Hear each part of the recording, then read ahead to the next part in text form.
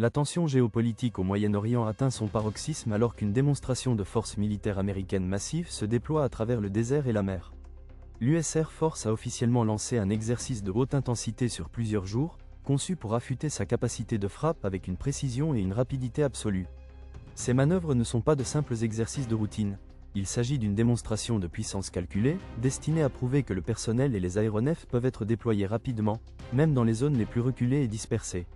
En opérant avec un minimum de moyens, ces aviateurs démontrent leur capacité à maintenir des opérations de combat dans les conditions les plus difficiles, garantissant ainsi la disponibilité de la puissance aérienne précisément au moment et à l'endroit où les dirigeants en ont le plus besoin.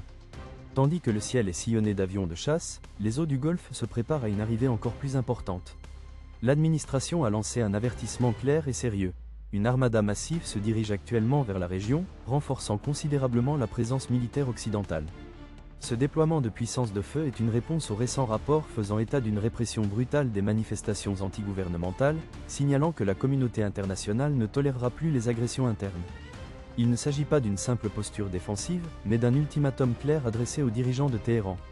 Le message de Washington est sans équivoque, le temps des tergiversations est révolu. La demande d'un nouvel accord nucléaire, juste et équitable, est renouvelée et urgente. Le président a clairement indiqué que la voie de la défiance actuelle mènera à des conséquences catastrophiques.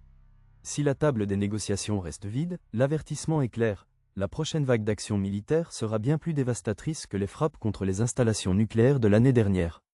Nous sommes face à une stratégie de pression maximale, combinant menaces économiques et réalités militaires incontestables.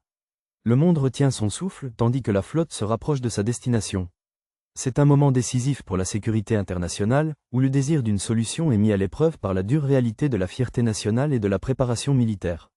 L'ère de la trêve temporaire est terminée, et la recherche d'une solution définitive entre dans sa phase la plus dangereuse et la plus imprévisible.